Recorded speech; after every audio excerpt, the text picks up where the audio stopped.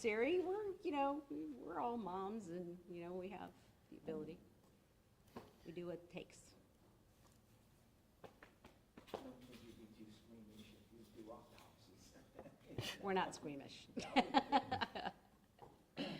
We're not squeamish. We had our annual Ohio State Coroners Association meeting a week and a half ago. You guys want to talk squeamish or gory, and yeah. And it's always a challenge. It's like, who's going to show the worst, It's like some sort of contest. Ugh. Anyway, it took a while for me to get used to that because, I'm a radiologist. Everything in black and white on screen looks way better than everything in red in person. Well, ready? Ready. All right. Good morning, everybody. Thank you for coming at such short notice, and I know it was rather short notice. So first I want to address having to cancel the press conference on Friday. As you know, we were served with grand jury subpoenas on Thursday, and in my 13 years as coroner, I've never been served with a grand jury subpoena. And I looked into it, and I believe, at least in the history of Hamilton County in the last 40 years, that hasn't happened to any of the coroners. So this was new territory. We had to learn some things. We had to consult some people. We had to ask a lot of questions. And so I decided putting off the press conference until we got some answers was the better way to handle things. So thank you for coming for the delayed press conference, shall we say, postponed. In the interim, I understand that some of the autopsy findings have been relayed to the public. And I just thought that the public should hear that from us, from our office directly, so that they get the facts straight and so that the information is correct. I want to start off with saying, first of all, our condolences to the grieving families, because this is not easy for anybody. And no matter what family you are, there are victims in this, and they're not just the people that have passed away. It's really the family members who are left to deal with their grief. So in the interest of hopefully easing some of the pain, and also to be able to provide the media, and you have sent me many written requests asking for the preliminary autopsy findings, and we've always worked well together in trying to provide the information and the truth to the public. So I'm counting on you to do that here. And so I thought I will give you a copy of this when I'm done with the press conference, but I wanted to at least give you the preliminary autopsy findings on Ryan Hinton. So Mr. Hinton had 3 gunshot wounds to his body, and this is in no particular order, but there was one in the left forearm, and there was an entrance wound and an exit wound, and it was soft tissue injury only. Did not contact any bone, and just skin wounds, entrance and exit. There was a second gunshot wound in the left lateral chest, so underneath the axilla, meaning the armpit, and that one did traverse the chest, and it did traverse through the left ventricle, and it exited the chest near the sternum. We believe that is the lethal wound. There was a third, basically just beneath the skin wound, and it was in the right posterolateral chest, adjacent to the shoulder, and it was soft tissue only. It traveled beneath the skin and ended just beneath the skull, and we were able to retrieve that bullet. So Mr. Hinton's cause of death is a gunshot wound to the torso. Left lateral chest, we believe, was the lethal wound. And his manner of death is homicide. So I wanted to make sure you got the exact facts from us and relayed that to the public. And again, there are no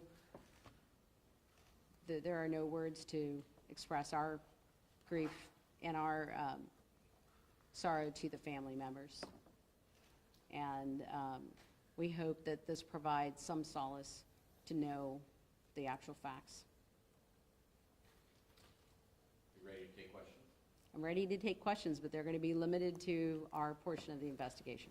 So can you talk about that, the bullet wound that killed him? Did that go through his arm and then enter his chest? Is that one bullet?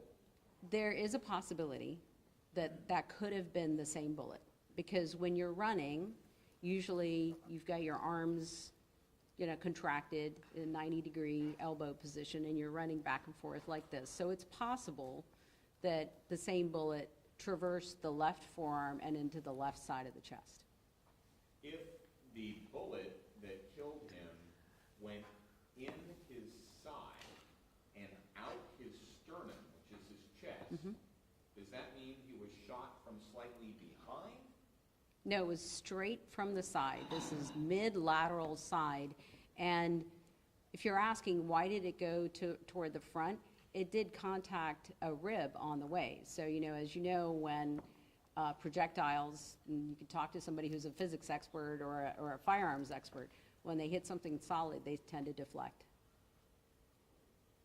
And did you recover that bullet, or was it the other? That was the one you did not? Yeah, no, there were pieces of that bullet that we recovered, but not the entire bullet, no.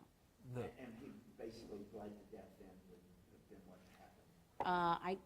We didn't have a scene response. We only responded to the hospital, so I'm not sure what happened at the scene. So, The third bullet that you were able to retrieve from the right posterolateral chest.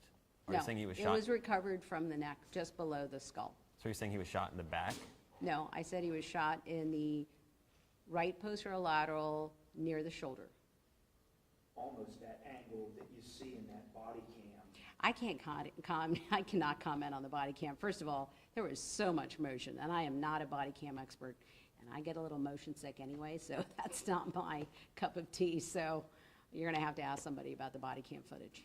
Yeah. So can you then talk about where that bullet entered that body in plain speak and where it exited? It entered the side of the chest. It impacted the left 7th rib, and then it traveled through the left side of the chest, through the left ventricle, and then out the front. And then the other bullet, how would that bullet have, in plain speak, entered and exited? It entered, plain speaking, I'm a physician. This is right posterolateral chest is, near the shoulder, and then traveled up underneath the skin, and then ended at the base of the skull without impacting bone or anything along the way. It was all soft tissue beneath the skin. That would have had to be then as he was going down. You're going to have to talk to somebody about that, because again, I can't comment on the body cam footage or what position his body was in at the time. And I can't also tell you which gunshot wound preceded which. I don't know the order. I can just tell you the gunshot wounds there are 3 entrance wounds and 2 exit wounds. But it's possible that there were only two bullets that hit It's him. possible. What, from a legal perspective, what allows you to talk today that didn't allow you on Friday? I didn't know that I wasn't allowed on Friday, but I didn't have enough information, and that's why I had to postpone the press conference until I gathered some more information about what my requirements were with respect to the grand jury subpoena, and that's why I took the time to get the information before I proceeded with the press conference. So What does that mean, that you got this subpoena then? I don't know what that means. It's a grand jury subpoena asking for materials, and,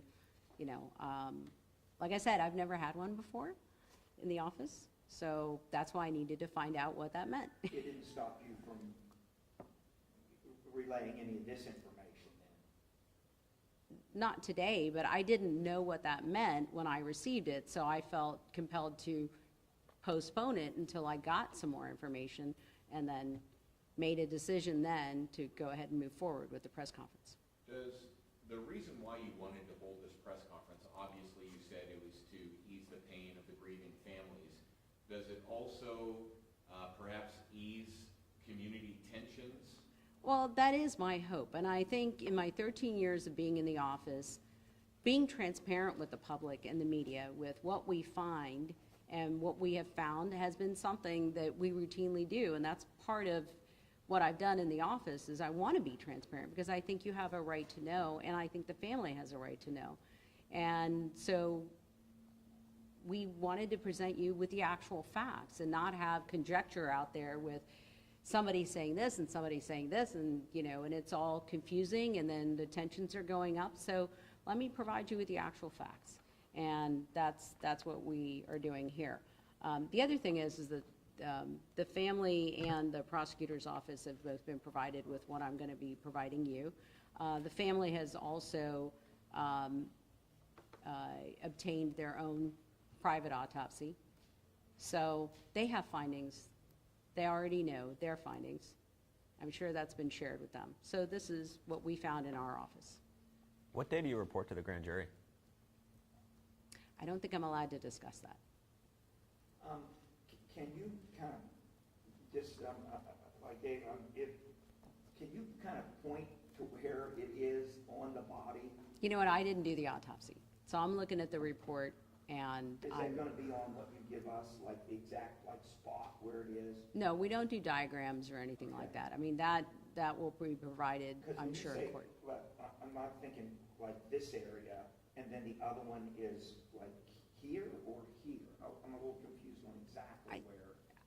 This is what I got from our pathologist, Yeah. so.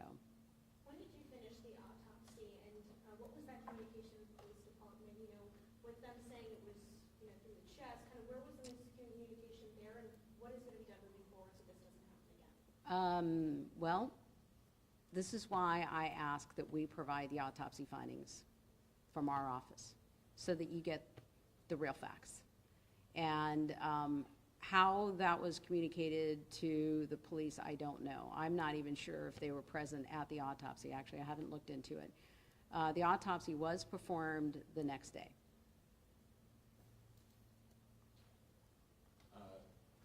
It's possible, obviously, that the police were just relaying what they observed as opposed to autopsy results. It's possible.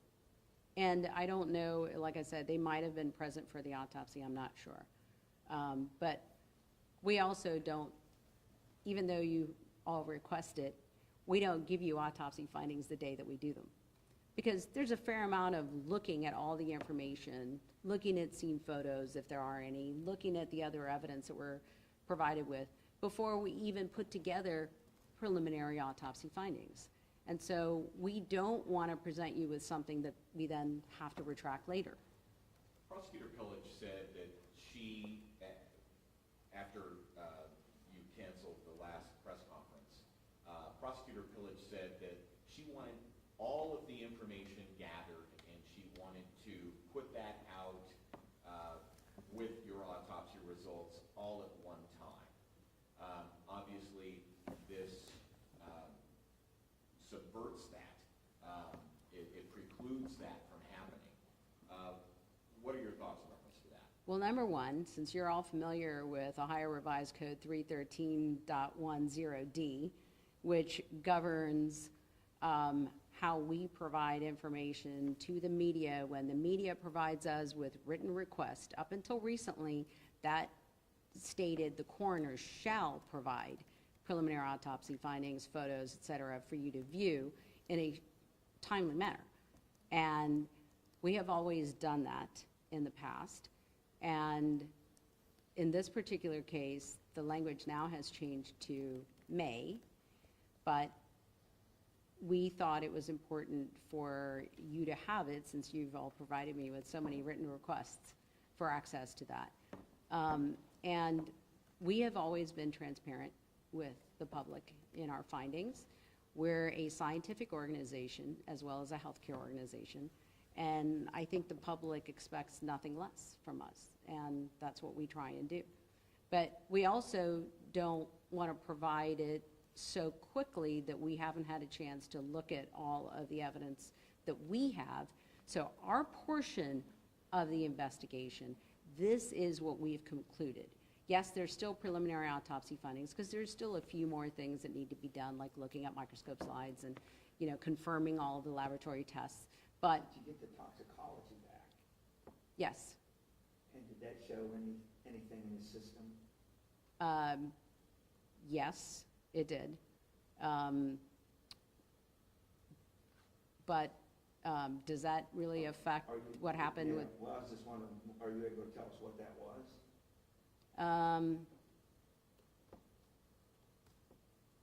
I would prefer to wait until we get the rest of the tests back. We're still waiting on a couple of things, so we have some preliminary tests. But again, this is one of those cases where I don't want to precipitously give you information that I may have to back up on and relook at things. So some of those tests take a little while. And it's only been 2 weeks, so. So from the reports that you have, I just want to confirm, he was shot in the side. Yes. And so it was, the fatal wound was one that came through the armpit, exited the sternum, so he was not shot in the chest or the back, it was all side. Just below the armpit. So that is still considered chest, it's just the side of the chest, yeah. And then the other one, I'm a little still confused on the second one that hit him in the shoulder. Where did that enter? I said upper posterior, posterolateral That's chest. right. I know, you're gonna have to go look it up. Yeah, exactly where that is. Go look it up. It's the back I'm of the gonna shoulder, keep it, posterior. You're yeah. saying the back of the. Posterolateral adjacent to the shoulder. Okay. And that was not the lethal wound. That was simply under the skin and traveled literally under the skin. And it was recovered at the base of the skull, but before it entered. Back to Connie Pillage's initial reaction to the press conference that had been called and then canceled. Are you afraid that having this press conference is going to in any way hamper the prosecutor's efforts? I am here simply presenting facts, and I think this goes back to what we talked about just 2 weeks ago. The absolute need to have an independently elected coroner so that the public gets that information from us. I mean, I think over the last several days, all of these issues that have happened come up point out even more the importance of having an independently elected coroner. And, so if the public is watching this, please reach out to your Ohio senators to support Senator Blessing's amendment that he's introducing, removing the language of eliminating elected coroners and instead having them appointed by the commissioners. This is why you need to have us elected. This is why you need to have us elected, so that you're hearing directly from us and you're getting the factual information. Do you worry it could taint a grand jury? I'm sorry? Do you worry it could taint a grand jury? With what I'm presenting? Yeah, more facts. Any more than anything else that's already been out in the press? These are just facts. They're going to get the facts anyway. They're going to be presented this information. Absolutely. Probably even more, maybe. Oh, absolutely. They'll get the facts. Yeah, they'll get our evidence and incomplete. So, yeah. I'm not sure if your report would be able to identify this, but based on, would you be able to see if he was holding an object or a gun, or based on the indentations in the hands or anything like that? No, where guns are concerned, of course, we're going to check for gunshot residue on hands. But all that tells you, and this is something that, the public watches so many forensic shows. And I know everybody thinks if there's gunshot residue present, that means that they pulled the trigger. Well, it doesn't. It just means that they might have been in the vicinity of somebody that pulled the trigger. They might have been, even the same room, and it might have floated around. They might get a little gunshot residue. But yeah, it could indicate that somebody pulled the trigger too. We always check the hands, but that's if somebody pulled the trigger. But also, if you're shot and there's gunshot residue, there could be gunshot residue from that. So that's not exactly going to be accurate as far as looking at that information. Was the pathway of the gunshots consistent with him being in a certain position, whether it was him holding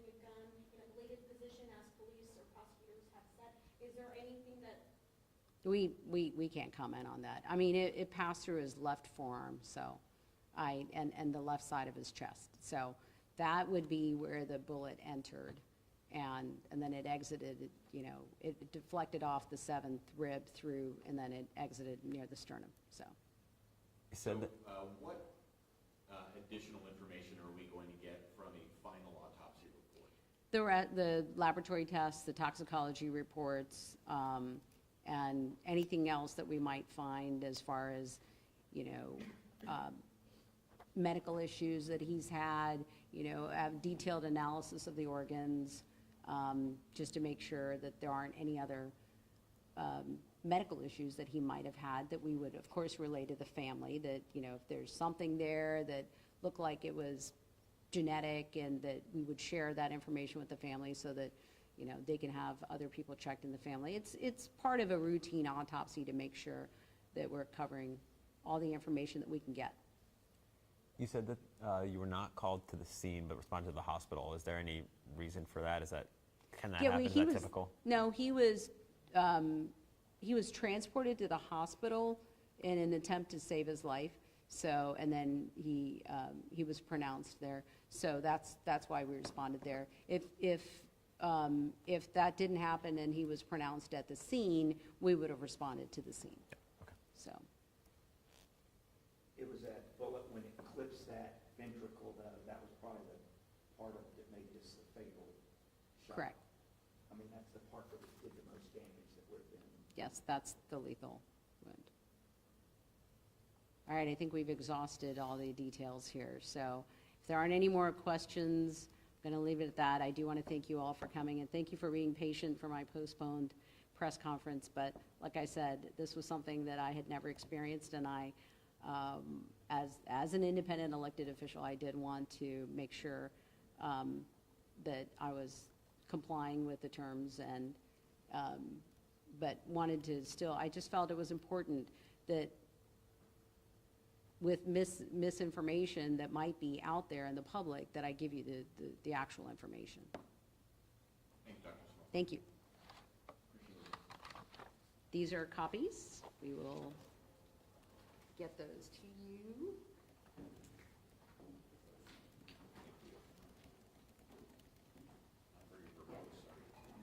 I am not verbose.